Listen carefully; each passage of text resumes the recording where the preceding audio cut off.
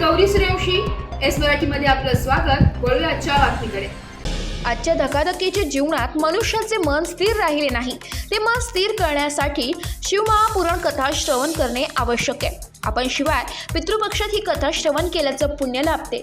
सर्व तीर्थक्षेत्र फिरून जेवढे पुण्य लाभते त्यापेक्षा अधिक पटीने शिवमहापुराण कथा श्रवण केल्याने आणि पितृपक्षात या काळात शिवलिंगावर तांब्याभर पाणी सोडले तर तुम्हाला 12 ज्योतिर्लिंगाचे दर्शन लाभते.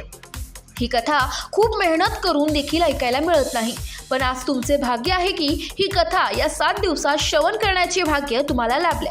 असे मधुर वाणीतून शिवमहापुराण कथेचा शुभारंभ आज लाखो भाविकांच्या उपस्थितीत झालाय. भाविकांनी संपूर्ण शामियाना भरलेला होता.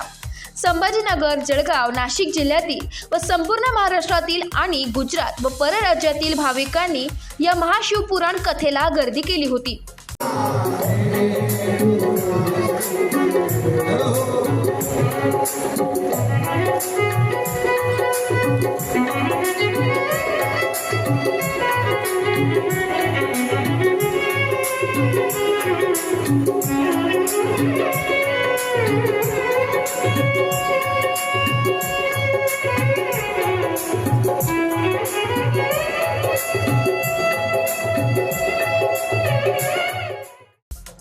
भक्तिमय वातावरणात परिसर शिवभक्तांनी दुमदुमून गेला होता.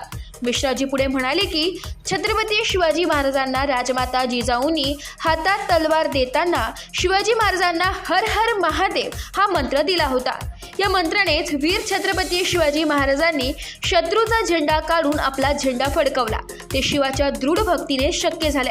अशी भक्ती मनात ठेवून मेहनत करा, म्हणजे तुमची नक्कीच प्रगती होईल. आणि 3 गोष्टी लक्षात ठेवा, त्या म्हणजे आपले पूर्वजांचे स्मरण ठेवा, तसेच आपल्या गुरूंचे स्मरण ठेवा आणि तुम्ही ज्या आश्रम व्यवस्थेत असाल तिथे शिवभक्ती करा, म्हणजे तुम्ही जीवनात यशस्वी व्हाल.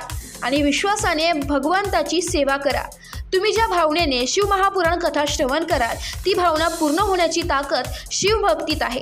पंडित प्रदीप मिश्राजींच्या रसाळ वाणीतून 3 तास भाविक मंत्रमुग्ध झाले. कार्यक्रम यशस्वीतेसाठी आमदार सुहास अण्णा कांदे, अंजुमताई कांदे, फरहान दादा व कार्यकर्ते यांनी विशेष मेहनत घेतली आहे. एस मराठी न्यूजसाठी प्रतिनिधी विजय बडोदे, नांदगाव. अशाच नवीन ताज्या घडामोडी जाणून घेण्यासाठी आमच्या एस मराठी न्यूज चॅनलला लाईक करा, शेअर करा, सबस्क्राईब करा आणि बेल आयकॉनला क्लिक करायला विसरू नका.